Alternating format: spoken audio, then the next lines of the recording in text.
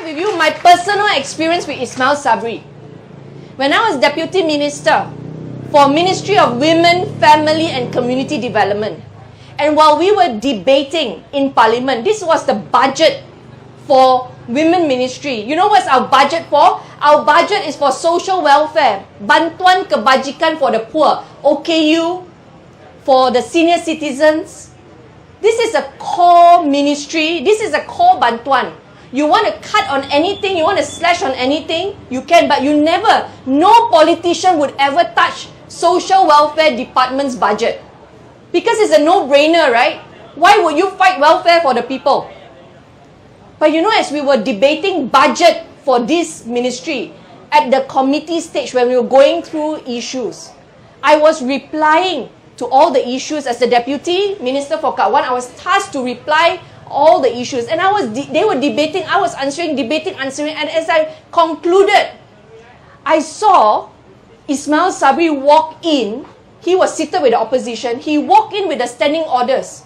And he said, Peraturan tetap. He told the speaker, he wants to raise a point of order. And to my horror, he said, I want to count now. Belah bahagi. Belah bahagi means let's take a vote now. He thought he was being smart. Let's take a vote now, okay? Pakatan Harapan, maybe not enough people because it's late in the evening. Let's try to defeat this budget. Why would any smart politician defeat a social welfare budget? Even if you can defeat it, what point do you make to the poor outside? This is somebody who doesn't think 10 steps ahead. He thinks of, wow, this is so good to make a point that Pakatan Harapan is not in the house. He doesn't think 10 steps ahead, you know. He's thinking of scoring political point.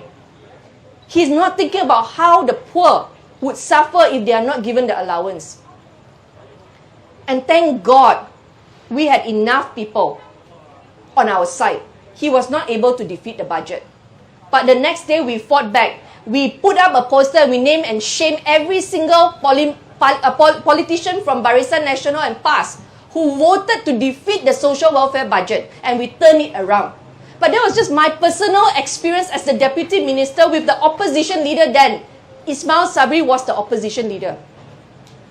So I'm telling you, this poster boy cannot lead Malaysia as we enter into challenges facing climate change, economy downturn, job opportunities. He's not the right poster boy for you and me.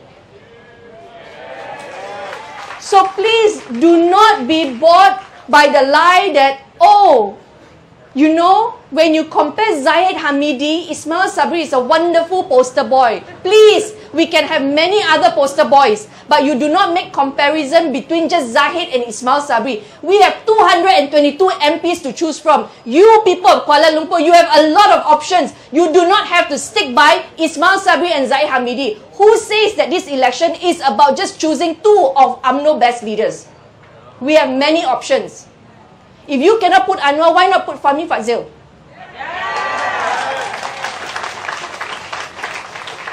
So many options. Do not settle for a poster boy who doesn't think 10 steps ahead. This is my message to you. And if this poster boy cannot even defend, you must remember this. When Muhyiddin was Prime Minister, Muhyiddin appointed a lot of useless ministers and deputy ministers. During the lockdown, we cannot remember what they have done.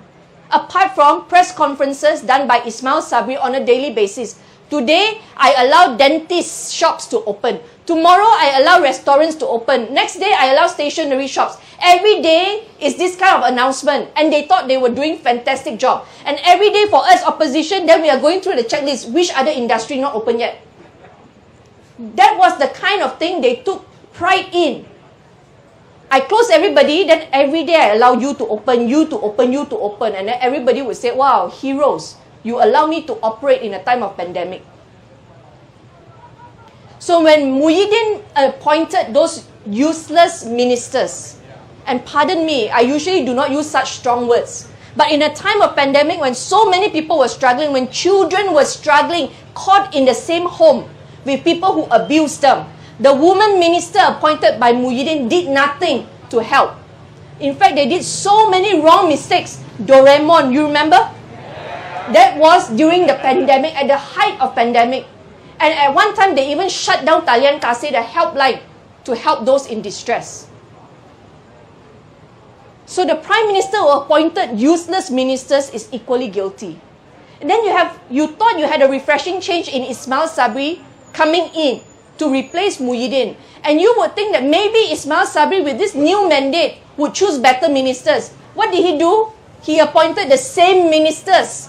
Rina Harun was appointed a second time. Siti Zaila a second time. These ministers were appointed by Muhyiddin and then appointed by Ismail Sabri. That tells you that Ismail Sabri believed that these ministers could perform on his behalf, could help him with executive powers. That's what the appointment meant. Now, if you believe in somebody and you appoint somebody, today when you watch your own president, UMNO president, drop the ministers you appointed as candidates, you know, No Omar, head of Selangor BN, going into battle and war, and No Omar was dropped as a candidate. Now, if you're the Prime Minister who appointed No Omar, surely you would tell your UMNO president, hey, these are my ministers, how can you drop them? After all, you make me poster boy, you say that the next election when I come back, I'll be Prime Minister, how can you drop my ministers? Think about it. Like me. But did Ismail Sabri say anything about this? Nothing. Nothing. A poster boy who cannot even defend his ground on the merit of his appointment, his own ministers, who would help him serve the cabinet when he wins. If he cannot even do this for his own people, FT Minister Shahidan dropped by him, leading our police. And then other ministers, if he cannot even defend his own people, you think at any one time he would defend your rights, he would defend for you and speak up for you when you cannot pay toll? Do you think Ismail Sabri would be that person to fight for you when he cannot even fight for his own ministers? Think about it. This is not the poster boy you want. Just think about it. Second thing, even before going into the polls, they already broke their promise. Zahid Hamidi, UMNO promised their own people that they would fill 30% women in Barisan Nasional, UMNO. 30%. When the press asked them, why so low? You never nominate any women. You know what Zahid said? Oh, we look at chances of doing well in this election. What is he saying? That if you appoint women, you don't have a chance to win, you know.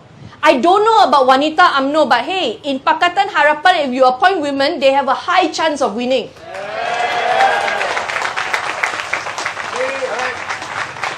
How can President of UMNO, a leading party like that, speak of women leadership when half the population are made up of capable women? And how can Wanita UMNO keep quiet and tolerate this? How can a promise that they make to their own people, again, a promise that they make to their own people, they cannot fulfill? Do you think after winning they'll fulfill promises made to you? Please don't even dream about it. So enough of these lies that, oh, don't worry, it's not Zahid Hamidi, it will be Ismail Sabri. No, tell everybody, even if it's Ismail Sabri, we don't want. Even if you give me Ismail Sabri, we don't want. We have a lot of other better options. If we are happy to explore, if we are brave enough to explore. So I want to end with this. This election is crucial. Why? Because you are teaching the young voters how to vote. You are teaching only 18 people how to vote. And if this election, your generation, my generation, the 40s and the 50s, we show a pattern that we easily give up. We are easily disillusioned. Announcing the arrival of Parliament candidate for Lembah Pantai, YB Fahmi Fazil. Reformasi! Reformasi! Reformasi! Lawan tegak! Lawan! Lawan tegak! Lawan!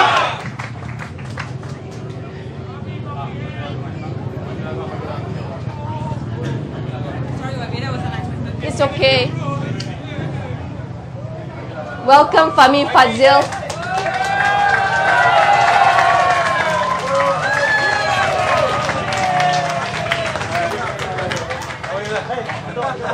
Hey, you miss all the good things I said about you. I say you should be the poster boy of Pakatan Harapan. And I say we don't have to settle with Ismail Sabri. And we also say that you can one day become Prime Minister. Okay, I want to end with this. This election, we, the older ones, have a moral ground, a moral duty to demonstrate to the younger voters how we should be voting.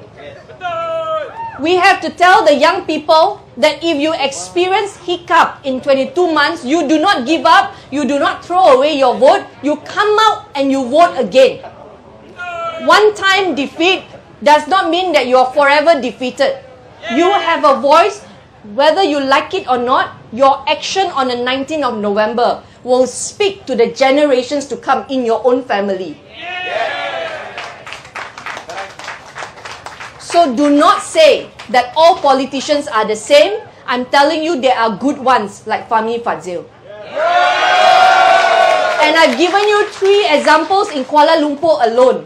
Fighting to preserve green lung, fighting to speak up on wrong spending on infrastructure, fighting to protect our rivers, our retention ponds. Even Yeoh also saying. Yeah. So please don't give up. On 19 November, you have to come out. Because you know why? After 2 weeks of you committing and pledging to be a personal campaigner for Fahmi Fadzil in Lembah Pantai, after 2 weeks of hard work, you must come out on 19 November and lead by example. First thing in the morning, wake up all your children and say, watch how Papa, Mommy, watch how we are going to vote. When I come out to vote, I'm voting not for me, it's for your future and your grandchildren's future. Watch how we vote. And you know how we vote? We do not choose any national party on the ballot paper. We choose Harapan. Kita say it like you mean it for Fahmi Fadzil. Fahmi